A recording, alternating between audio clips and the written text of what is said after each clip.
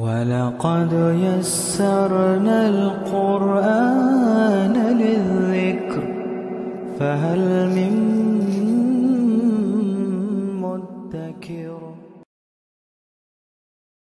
ربی اشرح لی صدری ویسر لی امری واحلل عقدۃ من لسانی یفقہوا قولی ربی یسر ولا تعسر وتمم بالخیر وبک نستعین آمین یا الہی آمین اللہم انفعنا بما علمتنا وعلمنا ما ینفعنا وزدنا علما اللہم ارنی حق حقا وارزقنا اتباعہ وارنا باطلا باطلا وارزقنا اجتنابہ اللہم صلی علی محمد وعلی آل محمد کما صلیت علی ابراہیم وعلی آل ابراہیم انکا حمید مجید اللہم بارک علی محمد وعلی آل محمد کما بارکت علی ابراہیم وعلی آل ابراہیم انکا حمید مجید۔ السلام علیکم ورحمۃ اللہ وبرکاتہ۔ الحمدللہ ثم الحمدللہ، آج ہم 5ویں پارے پہ ہیں اور ہم دیکھیں گے کہ اللہ سبحانہ تعالیٰ ہمیں یہاں پہ کیا احکامات دے رہے ہیں۔ لاسٹ پارے کے اند میں ہم دیکھ رہے تھے کہ اللہ سبحانہ تعالیٰ نے جو محرم رشتوں کے بارے میں بتایا کہ جن سے نکاح نہیں ہو سکتا، اور یہی اب آگے جو 5ویں پارے میں ہم لوگ آج آیت پڑھیں گے اسی کی کنٹینیوشن ہے۔ اور آج میں آپ کو تھوڑا سا اس کے بعد یہ بھی بتا دیتی ہوں کہ ہم لونڈیوں کے بارے میں پہلے بھی ہم نے پڑھا تھا، تو ہمارے ذہن میں اکثر یہ سوال آتا ہے کہ ایسے کیوں تھا کہ لونڈیوں کے ساتھ رشتہ ایسا قائم کر سکتے تھے جیسے ہسبینڈ اینڈ وائف کا ریلیشن شپ ہوتا ہے، تو بہت سے خیالات ایسے ذہن میں آتے ہیں۔ تو آج تھوڑی سی ہم اس کے بارے میں بھی بات کر لیتے ہیں کہ لونڈیاں جو تھیں، غلام اور لونڈیاں، یہ اسلام آنے سے بہت پہلے ان کے اپنے حضرت یوسف علیہ السلام کا قصہ پڑھا تھا نا، کہ جب ان کو کنویں میں پھینک دیا تھا، تو جب ان کو ایک قافلہ گزرا تھا، انہوں نے ان کو نکالا وہاں سے، اور پھر کیا کیا تھا انہوں نے کہ ان کو چھپا لیا تھا یہ سوچ کے کہ یہ ایک مال ہے، جیسے وہ ان کو بیچیں گے۔ تو انسان جو تھے وہ اس زمانے میں اور بہت پہلے سے یہ تھا کہ وہ بکتے تھے، جیسے غلام اور لونڈیاں بکتی تھی، اور پھر جنگیں جب ہوتی تھیں اس میں جو پکڑے جاتے تھے اور وہ غلام بنتے تھے، اور وہ اس طرح سے ڈویژن ہوتی تھی۔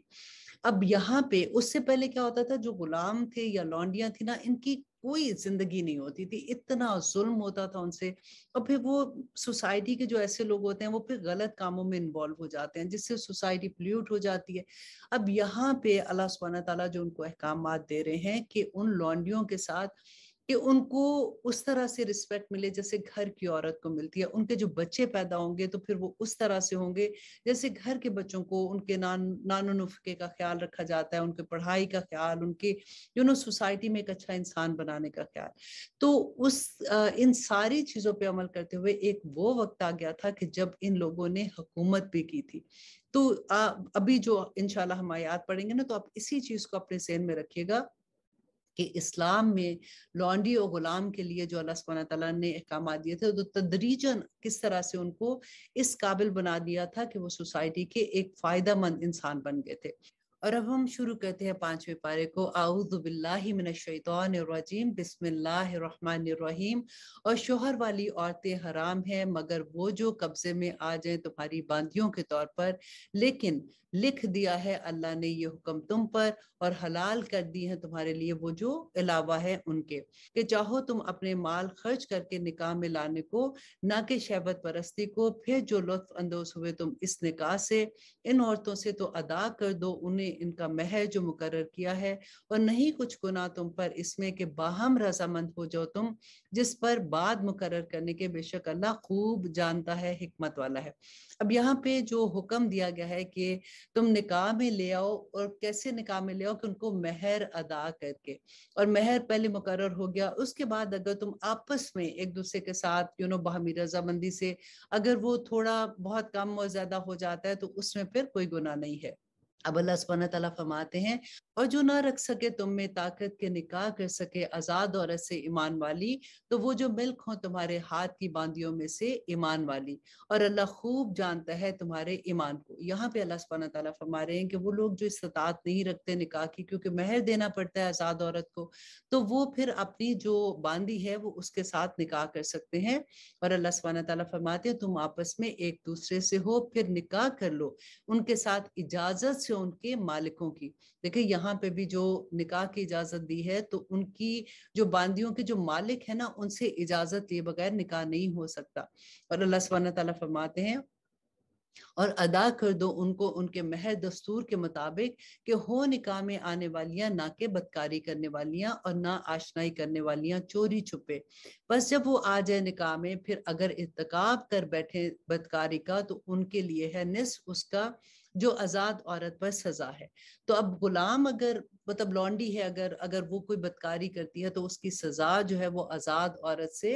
निस्फ है। उसके लिए है जिसे डर हो बदकारी कर बैठने का तुम में, और अगर तुम सब्र करो तो बेहतर है तुम्हारे लिए, और अल्लाह बख्शने वाला मेहरबान है। चाहता है अल्लाह के खोल कर बयान फरमाए तुम्हारे लिए अहकाम और चलाए तुमको तरीकों पर उन लोगों के जो थे तुमसे पहले, और तौबा कबूल करे तुम्हारी, और अल्लाह जानने वाला और हिकमत वाला है। अल्लाह सुब्हानहू व तआला जब अपने अहकामात दे रहे हैं और हमें बताते हैं तो उसकी रीजन यही होती है कि जो पहले लोगों ने जो नेक लोग थे गुजर गए उनकी एग्जाम्पल्स अल्लाह सुब्हानहू व तआला देके बताते हैं कि देखो उन्होंने अपनी जिंदगियां कैसे गुजारी, ताकि हमें एहसास हो सके अपनी गलतियों का और हम तौबा करने वाले बन जाएं। और अल्लाह सुब्हानहू व तआला तौबा कबूल करने वाले हैं। और अल्लाह सुब्हानहू व तआला फरमाते हैं अल्लाह चाहता है कि तौबा कबूल करे तुम्हारी, सुभान अल्लाह। और चाहते हैं वो लोग जो पैरवी करते हैं ख्वाहिशात नफ्स की कि दूर जा पड़ो तुम, भटक कर दूर बहुत दूर। चाहता है अल्लाह के बोझ हल्का करे तुम पर, और पैदा किया गया इंसान को तबन कमजोर।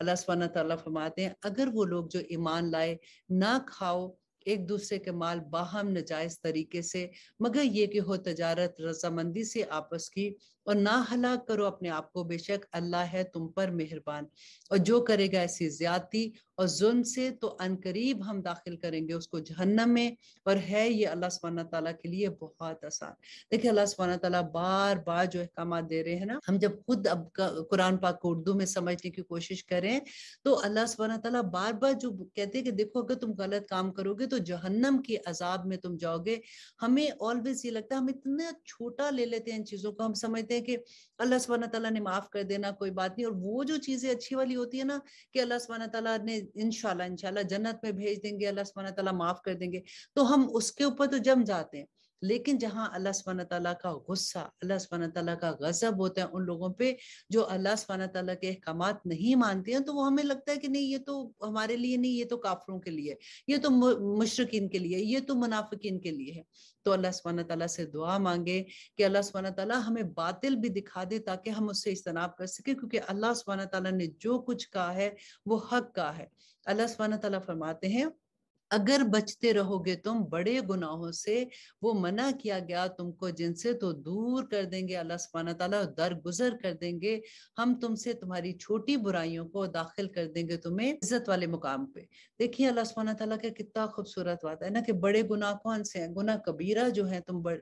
उनको अगर छोड़ देते हो तो छोटे गुनाह जो है अल्लाह सुब्हानहू व तआला वैसे ही माफ कर देते हैं। अब देखिए कि कितनी खूबसूरत बात है कि अगर हम वुजू करते हैं, देखिए दिन में 5 दफा वजू करते हैं, तो जो जैसे हम मुंह में पानी डालते हैं तो मुंह के जो गुनाह होते हैं, हमारी जुबान के गुनाह होते हैं, हम जब मुंह धोते हैं तो हमारे जो चेहरे के गुनाह होते हैं, हमारी आंखों के गुनाह होते हैं, हम हाथ धोते हैं हमारे हाथ के गुनाह, सारे गुनाह झड़ जाते हैं। और आखिर में जब रात को हम सोते हैं तो हम बिल्कुल ऐसे जैसे एक मासूम बच्चा सोया होता है कि उसके ऊपर कोई गुनाह नहीं होता। और यहाँ पे अल्लाह सुब्हानहू व तआला फरमाते हैं और मत तमन्ना करो उसकी फजीलत दी है अल्लाह ने जिस चीज में तुम में से बास को बास पर, कि मतलब किसी की चीजों से देख के अपने आप को मत जलाओ और मत किसी से हसद करो, या किसी को देख के कि इसके पास तो ये है मेरे पास नहीं, ये फजीलत अल्लाह ने उनको दी है। और अल्लाह सुब्हानहू व तआला ने इंसान को डिफरेंट लेवल पे रखा है, क्यों रखा है? ताकि अल्लाह सुब्हानहू व तआला आजमाए कि कौन उस मुकाम पे आके या उस मुसीबत में आके या उस प्रॉब्लम में जब आता है तो वो उसका रिएक्शन कैसा होता है, वो सब्र करता है कि नहीं, वो अल्लाह को राजी करने के लिए क्या चीजें करता है। तो ये हमारा एक टेस्ट होता है उस वक्त जिसमें अक्सर इंसान फेल हो जाते हैं। तो अल्लाह सुब्हानहू व तआला खुद बयान करते हैं कि मत तमन्ना करो उसकी फजीलत दी अल्लाह सुब्हानहू व तआला ने जिसमें बास को बास पर, मर्दों के लिए हिस्सा है उसमें जो कमाया उन्होंने, और औरत के लिए हिस्सा है उसमें जो कमाया उन्होंने, और मांगते रहो अल्लाह से उसका फजल, बेशक अल्लाह हर चीज पर कादिर है। अब देखिए कि आदमी और औरत का इसमें कोई फर्क नहीं है, अमल के लिहाज से दोनों बराबर है। जहाँ पे अल्लाह सुब्हानहू تعالیٰ نے آدمیوں کو فضیلت ایک درجہ دی ہے نا، تو اللہ سبحانہ تعالیٰ نے بتا بھی دیا، وہاں پہ فرما دیا کہ دیکھو وہ فضیلت اس لیے کہ وہ جو کماتے ہیں وہ تم پہ خرچ کرتے ہیں، اور دیکھیں جس پہ اللہ سبحانہ تعالیٰ نے اتنی بڑی ذمہ داری دے دی تو اس کا سوال بھی تو پوچھا جائے گا نا۔ تو اس وجہ سے اللہ سبحانہ تعالیٰ یہاں پہ فرما رہے ہیں کہ عمل میں آدمی اور عورت کا کوئی فرق نہیں ہے، جو جو کما کے لائے گا اسے اسی کا ہی جواب دینا ہے۔ اور آگے اللہ سبحانہ تعالیٰ فرماتے ہیں اور ہر ایک کے لیے مقرر کر دیے ہم نے وارث، اس میں سے جو ترکے میں چھوڑے والدین اور قریبی رشتہ دار، اور جن لوگوں سے ہو چکا تمہارا عہد تو دو ان کو ان کا حصہ، بے شک اللہ ہر چیز پر نگران ہے۔ اب یہ آیت آپ نے غور سے سنی ہے کہ اللہ سبحانہ تعالیٰ نے اس میں فرمایا کہ مرد نگہبان عورتوں پر اس بنا پر کہ فضیلت دی اللہ نے ان میں سے بعض کو بعض پر، اور اس بنا پر کہ وہ خرچ کرتے ہیں اپنے مال میں سے۔ دیکھیں آگے نا وہی بات کہ اللہ سبحانہ تعالیٰ نے فرمایا کہ کیوں فضیلت دی ہے، کیونکہ وہ جو کما کے لاتے ہیں، کوئی آسان کام ہے کمانا، باہر نکلتے ہیں، دیکھیں ہر لیول کے انسان ہوتے ہیں نا کہ کتنی مشکل سے کماتے ہیں، اور وہ پھر اپنی کمائی جو بھی کما کے لاتے ہیں اپنے بیوی بچوں پہ خرچ کرتے ہیں۔ تو اللہ سبحانہ تعالیٰ فرماتے ہیں تو جو نیک عورتیں ہیں اطاعت شارع حفاظت کرنے والی ہیں پیٹھ پیچھے اس کی جسے محفوظ کیا اللہ نے، اور وہ عورتیں اندیشہ ہو تمہیں جن کی بدخوئی کا، جن کے نشوز کا تم کو اندیشہ ہو، تو تین چیزیں اللہ سبحانہ تعالیٰ نے فرمائی کہ نمبر 1 یہ کہ ان کو نصیحت کرو، تو نصیحت کرو ان کو اور ان کو سمجھاؤ، ان کو بتاؤ، اور اگر وہ نہیں مانتی ہیں پھر بھی وہ وہی بدکاری کرتی ہیں یا نشوز کرتی ہیں تو اللہ سبحانہ تعالیٰ فرماتے ہیں تو پھر تنہا چھوڑ دو ان کو بستروں میں، مینس یہ کہ ان کے بسترے اپنے علیحدہ کر لو۔ اس سے بڑی سزا عورت کی کیا ہو سکتی ہے کہ خاوند اس سے بات ہی نہ کرے۔ اچھا نمبر 3 وہ پھر بھی باز نہیں آتی تو اللہ سبحانہ تعالیٰ فرماتے ہیں زد و کوب کرو ان کو، پھر اگر وہ کہنا مان لے تمہارا تو مت تلاش کرو ان پر الزام دینے کی کوئی راہ، بے شک اللہ بہت بالاتر ہے ان سب چیزوں سے۔ اور آیت نمبر 35 میں اللہ سبحانہ تعالیٰ فرماتے ہیں اور اگر اندیشہ ہو تم کو ناچاکی کا ان میاں بیوی کے درمیان تو مقرر کرو ایک منصف مرد کے خاندان میں سے اور ایک منصف عورت کے خاندان میں سے، اگر وہ چاہیں گے اصلاح تو موافقت پیدا کر دے گا اللہ ان میں، بے شک اللہ ہے سب جاننے والا سب سے باخبر۔ اور عبادت کرو اللہ کی اور نہ شریک بناؤ اس کے ساتھ کسی چیز کو، اور والدین کے ساتھ حسن سلوک کرو، اور قرابت داروں کے ساتھ اور یتیموں اور ناداروں اور رشتہ دار ہمسائے اور اجنبی ہمسائے اور پاس رہنے والے اور مسافر اور وہ جو تمہارے کنیز و غلام ہے سب کے ساتھ حسن سلوک کرو، بے شک اللہ نہیں پسند کرتا اس کو جو تکبر کرنے والا اور بڑائی مارنے والا ہے۔ اللہ سبحانہ تعالیٰ فرماتے ہیں کہ وہ لوگ جو بخل کرتے ہیں اور ترغیب دیتے ہیں لوگوں کو بخل کی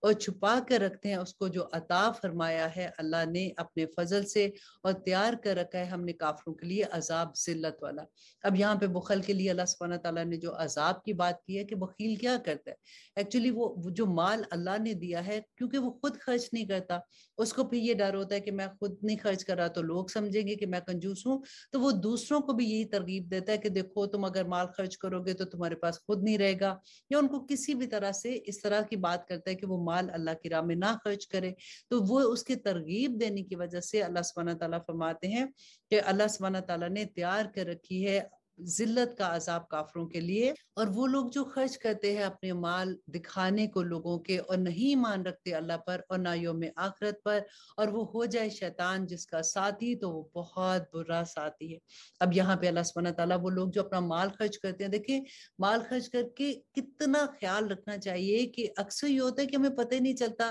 ہم باتوں باتوں میں دوسروں کو ظاہر کرا دیتے ہیں کہ ہاں میری تو ماشاءاللہ میں تو اتنا دیتی ہوں، میں نے فلاں کو بھی دیا، میں نے فلاں کو بھی یہ کرتی ہوں، اور میرے تو گھر والے بھی بہت دیتے ہیں۔ لیکن اگر دیکھیں دو چیزیں ہیں، اگر تو آپ کی نیت یہ ہو کہ میرے اس طرح سے کہنے سے دوسرے کو بھی ہمت ہوگی اور دوسرا بھی اللہ کی راہ میں خرچ کرے گا تو اور بات ہے، لیکن اگر دیکھیں اللہ سبحانہ تعالیٰ تو نیت جانتے ہیں نا دلوں کی کہ انسان کیا سوچتا ہے، تو اس لیے اپنے دل کو چیک کریں کہ آپ اس لیے تو نہیں کہ شو آف کرنے کے لیے کرتے ہیں، کیونکہ اللہ سبحانہ تعالیٰ پھر ایسے مال کو اور ایسے صدقے کو بالکل قبول نہیں کرتے ہیں، اور اللہ سبحانہ تعالیٰ فرماتے ہیں اور کیا مصیبت آ پڑی ان پر اگر ایمان لے آتے وہ اللہ پر اور یوم آخرت پر اور خرچ کرتے اس میں سے جو رزق دیا ہے ان کو اللہ نے، اور ہے اللہ ان کے بارے میں خوب جاننے والا۔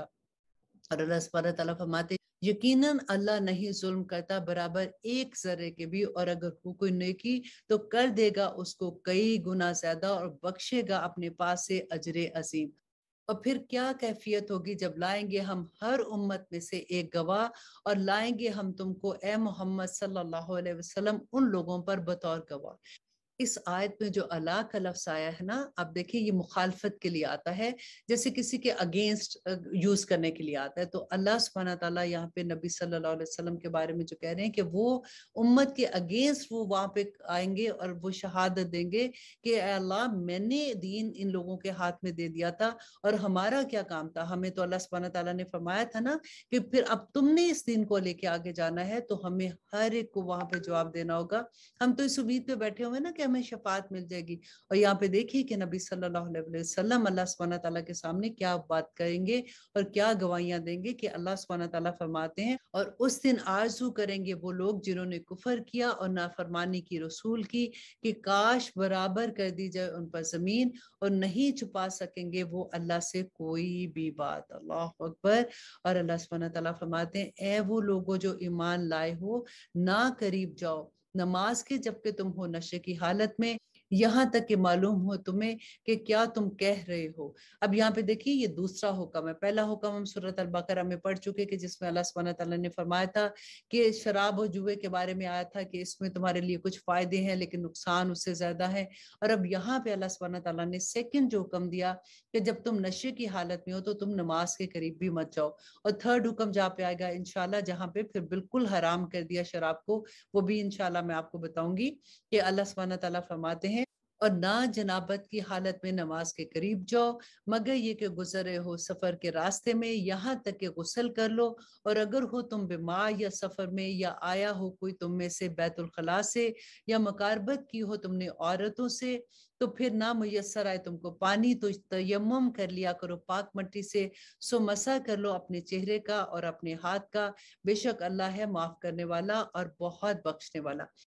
اب دیکھیں یہاں پہ نماز پڑھنے کا جو حکم ہے کہ ایون دو آپ کو پانی نہیں ملتا وضو کا، تو آپ نے تیمم کر کے نماز پڑھنی ہے، آپ نماز نہیں چھوڑ سکتے ہو۔ آگے نماز سے خوف کا آئے گا کہ خوف کی حالت میں بھی، ایون جنگ کی حالت میں بھی۔ اور آپ دیکھیے ہم کیا کر رہے ہوتے ہیں، ہم کتنے آرام سے، آپ دیکھیں اللہ ماشاءاللہ بہت سے لوگ پڑھتے ہیں، لیکن آپ اگلی نسل کو دیکھیں کہ کس طرح سے آرام سے بیٹھے رہتے ہیں، اور نماز کا وقت ہوتا ہے اور ان کو یہ ہوتا ہے۔ کئی دفعہ تو لوگوں کو یہ دیکھیں کہ جو پڑھتے بھی ہیں نا کہ ہم آفس میں تھے، ہم ساری نمازیں اکٹھی پڑھ لیں گے گھر آ کے، یا ہم اس طرح سے کر لیں گے۔ اب آج کے جو احکامات ہیں ان کو غور سے سنیے گا کہ اللہ سبحانہ تعالیٰ نے نماز بھی وقت کی پابندی سے، ہاں اگر کوئی مجبوری ہے، کوئی بیماری ہے، تو پھر اس کے بارے میں اصول فرق ہے، لیکن اگر آپ آرام سے کوئی ایسی پرابلم نہیں ہے اور آپ آرام سے نماز چھوڑ دیں، آپ آرام سے یہ سوچے کہ چلو جی کوئی بات نہیں میں اکٹھی پڑھ لوں گی، تو آپ آج دیکھیے گا کہ نماز کے بارے میں کتنے سخت احکامات ہیں کہ اللہ سبحانہ تعالیٰ فرماتے ہیں کیا نہیں دیکھا تم نے ان لوگوں کو جن کو دیا تھا کچھ حصہ کتاب میں سے، خریدتے ہیں وہ گمراہی اور چاہتے ہیں کہ بھٹک جاؤ تم راستے سے، اور اللہ خوب جانتا ہے تمہارے دشمنوں کو، تو کافی ہے اللہ سازگار اور کافی ہے اللہ مددگار۔ ان لوگوں میں سے جو یہودی ہو گئے ہٹا دیتے ہیں الفاظ کو ان کے مقامات سے، اور کہتے ہیں کہ سن لیا ہم نے اور نہیں مانا، اور سنو نہ سنوائے جاؤ، اور کہتے ہیں رائنا، اور مڑوڑ کر اپنی زبانوں کو اور تانے کی نیت سے دین میں، اور اگر وہ یوں کہتے کہ سن لیا ہم نے اور مان لیا ہم نے، اور سنو اور نظر کرو ہماری طرف، تو بہتر ہوتا ان کے حق میں اور یہ زیادہ درست تھا، لیکن لعنت کر رکھی ہے ان پر اللہ نے ان کے کفر کے سبب، تو نہیں وہ ایمان لاتے مگر تھوڑا سا۔ یہاں پہ اللہ سبحانہ تعالیٰ جو فرما رہے ہیں کہ مشرکین مکہ جب آتے تھے تو وہ کیا کرتے تھے کہ نبی صلی اللہ علیہ وسلم کی محفل میں بیٹھتے تھے، اور ان میں سے زیادہ منافق بھی ایسے ہوتے تھے، اور وہ جیسے کہتے تھے رائنا، رائنا کا مطلب ہوتا ہے کہ ہماری طرف دیکھیے یا نظر ہماری طرف کیجیے، تو جان بوجھ کے اس کو جیسے تھوڑا سا زبان کو ٹویسٹ کر کے رائنا کہتے تھے، کہ جیسے جس کو چرواہا کہتے ہیں نا، تو اس کا مذاق اڑانے کے لیے کہا کرتے تھے۔ تو اللہ سبحانہ تعالیٰ نے یہاں پہ کھول کر بیان کر دیا، فرماتے یا ایھا الذین اوتوا الکتاب، اور اے وہ لوگوں جنہیں دی گئی ہے کتاب، ایمان لے آؤ اس کتاب پر جو نازل کی گئی ہم نے، اور جو تصدیق کرنے والی ہے اس کتاب کی جو تمہارے پاس ہے۔ اس سے پہلے کہ مسخ کر دے ہم چہروں کو، پھر پھیر دیں ہم ان کو ان کی پیٹھوں کی طرف، یا لعنت کرے ہم ان پر اس طرح جیسے لعنت کی تھی ہم نے اصحاب سب پر، اور ہے حکم اللہ کی طرف سے نافذ ہونے والا۔ اللہ اکبر، دیکھیں کتنا اللہ سبحانہ تعالیٰ کا غضب ہے، اور اللہ سبحانہ تعالیٰ فرماتے یقیناً اللہ نہیں معاف کرے گا کہ شرک کیا جائے اس کے ساتھ، اور وہ معاف کر دیتا ہے اس کے سوا جس کو وہ چاہتا ہے، اور جس نے شریک مقرر کیا اللہ کے ساتھ تو یقیناً اس نے بہتان باندھا بہت بڑے گناہ کا۔ کیا نہیں دیکھا تم نے ان لوگوں کو جو پاکیزہ قرار دیتے ہیں اپنے آپ کو؟ نہیں، بلکہ اللہ پاک کرتا ہے جس کو چاہتا ہے، اور نہیں ان پر ظلم ہوگا دھاگے کے برابر بھی۔ اور اللہ سبحانہ تعالیٰ فرماتے ہیں دیکھو کیسا بہتان باندھتے ہیں یہ اللہ پر، اور کافی ہے یہی ان کا بہت بڑا گناہ کہ نہیں دیکھا ہم نے ان لوگوں کو جن کو دیا گیا تھا کچھ حصہ کتاب میں سے، کہ ایمان رکھتے ہیں وہ بتوں پر اور شیاطین پر، اور کہتے ہیں ان لوگوں کے بارے میں جنہوں نے کفر کیا کہ یہ لوگ زیادہ ہدایت یافتہ ہیں ان لوگوں کی نسبت جو ایمان لائے راستے کے اعتبار سے۔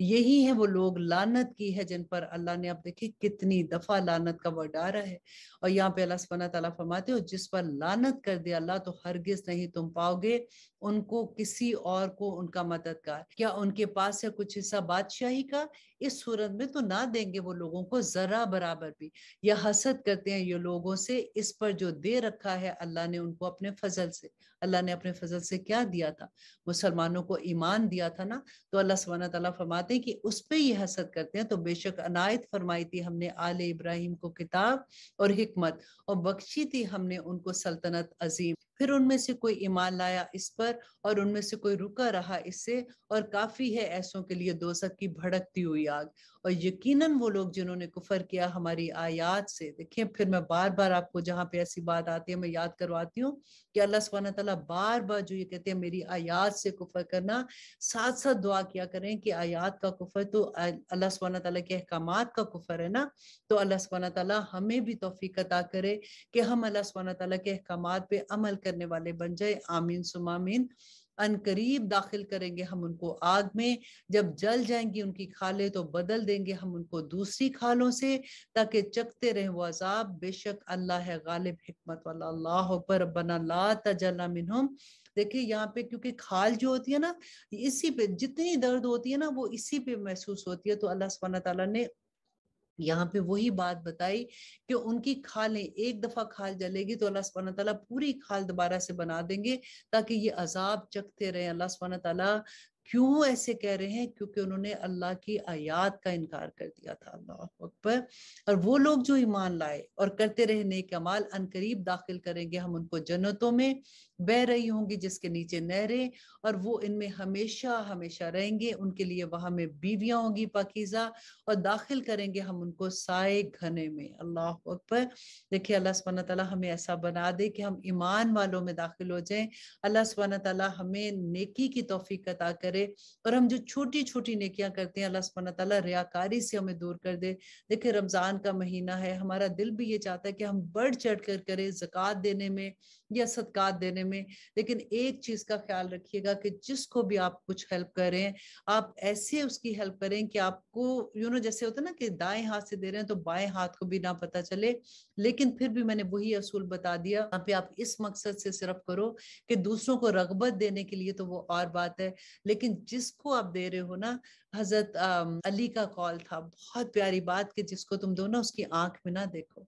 کیونکہ لینے والے کے لیے کوئی آسان نہیں ہوتا۔ اللہ اکبر۔ اللہ سبحانہ تعالیٰ ہم پہ اپنا رحم کرے اور ہمیں اس چیزوں کی سمجھ عطا کر دے۔ اب آگے دیکھیے اللہ سبحانہ تعالیٰ فرماتے یقیناً اللہ حکم دیتا ہے تم کو کہ حوالے کر دیا کرو امانتیں ان کے مالکوں کو، اور جب فیصلہ کرنے لگو لوگوں کے درمیان تو فیصلہ کیا کرو انصاف کے ساتھ، یقیناً اللہ بہت خوب نصیحت کرتا ہے وہ تمہیں جس کی، اور یقیناً اللہ ہے سننے والا اور دیکھنے والا۔ اور یہاں پہ اللہ سبحانہ تعالیٰ جو امانتوں کی بات بتا رہے ہیں کہ اگر کوئی کسی کے پاس امانت رکھ لے تو اس کو جس وقت وہ واپس مانگنے آتا ہے تو اس کی امانت اسی طرح سے واپس کر دے، اور سب سے بڑی بات کہ جب فیصلہ کرنے کی باری آتی ہے، دیکھیں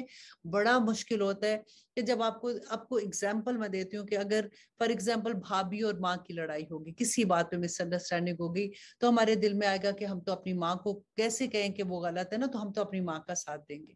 ایسا نہیں ہے۔ اللہ سبحانہ تعالیٰ دیکھیں انصاف کی بات کرنی ہے کہ اللہ सुब्हानहू तआला फरमाते हैं, जब फैसला करने लगो लोगों के दरमियान तो फैसला करो इंसाफ के साथ कि अल्लाह खूब जानता है। अगर आपको ये लगता है तो एहतराम के साथ अम्मी को समझा सकती हैं कि देखिए अम्मी ये चीज ठीक नहीं है, लेकिन इंसाफ का दामन अपने हाथ से नहीं छोड़ना होगा। और हर रिश्ते में, अब देखिए ये तो मैं आपको एक एग्जांपल दी है ना, कई दफा ऐसा होता है कि आपके बच्चों का मामला आता है, आपकी बहू के साथ कोई ऐसी बात है तो आप सोचते हो कि नहीं मुझे तो अपने बेटे का साथ देना है, तो इसी वजह से तो घरों में मिसअंडरस्टैंडिंग हो जाती है ना। तो आगे देखिए अल्लाह सुब्हानहू तआला फरमाते हैं, ए वो लोगों जो ईमान लाए हो, अतात करो अल्लाह की और अतात करो रसूल की और साहिब हुकूमत की जो तुम में से हो। अगर तनाजा वाक़ हो तुम में से किसी मामले में तो रजू करो उसे अल्लाह की तरफ और रसूल की तरफ, अगर तुम ईमान रखते हो अल्लाह पर और यौम आखिरत पर। ये बेहतर है और बहुत अच्छा है अंजाम के हिसाब से। और यहाँ पे अल्लाह सुब्हानहू तआला जो फरमा रहे हैं कि अतात करो अल्लाह की और रसूल की और साहिब हुकूमत की। और अगर कोई तनाज़ा वाक़ हो जाए कि कई दफा ऐसा हो कि कोई ऐसा हुक्म आ जाता है जिसमें आपको ये लगता है कि नहीं ये तो अल्लाह सुब्हानहू तआला के हुक्म के खिलाफ है, मुझे तो ये बात ठीक नहीं लगती है, या फिर आप अपने आप को उसमें नहीं, आप अपनी सोच से ये नहीं कह सकते, आपने मामला लौटाना कहाँ पे है कि अल्लाह सुब्हानहू तआला के हुक्म और सुन्नत के मुताबिक। आप देखेंगे कि अल्लाह का इसके बारे में क्या हुक्म है, आप अपनी मर्जी का हुक्म नहीं चला सकते। अल्लाह सुब्हानहू तआला फरमाते हैं, क्या नहीं देखा तुमने उन लोगों को जो दावा करते हैं कि वो ईमान रखते हैं इस पर जो नाजिल किया गया है तुम्हारी तरफ और जो नाजिल किया गया तुमसे पहले, चाहते हैं कि वो मुकदमा फैसला के लिए ले जाएं तागूत की तरफ, हालांकि उनको हुक्म दिया गया था कि इनकार करेंगे वो इसका, और चाहता है शैतान को उनको बहका दे गुमराही में बहुत दूर की। कहा जाता है उनसे कि आओ उसकी तरफ जो नाजिल फरमाया है अल्लाह ने और उसके रसूल की तरफ, तो देखते हो तुम मुनाफिकों को कि रुके जाते हैं तुमसे ग्रेज करते हुए। और फिर कैसी नदामत जब वाक़या होती है उन पर कोई मुसीबत बसबब इसके को जो भेजा होता है उनके हाथों ने, फिर आते हैं तुम्हारे पास कस्में खाते हुए अल्लाह की कि नहीं था हमारा मकसद ये मगर भलाई और मसालिहत। अल्लाह सुब्हानहू तआला देखिए खोल खोल कर बयान करे, क्योंकि उस जमाने में तो वही आ रही थी ना, मुनाफिक जो भी ऐसी हरकत कर रहे होते थे या नबी सल्लल्लाहु अलैहि वसल्लम को धोखा देने की कोशिश करते थे, तो अल्लाह सुब्हानहू तआला खोल के सब कुछ बयान कर देते थे। यहाँ पे भी अल्लाह सुब्हानहू तआला ये फरमाते कि जब कोई फैसला करने का वक्त आता है तो फिर वो तागूत के पास चले जाते हैं। उनका मकसद ये होता है कि उधर तो कोई रिश्वत दे के या कुछ करके हम अपना मामला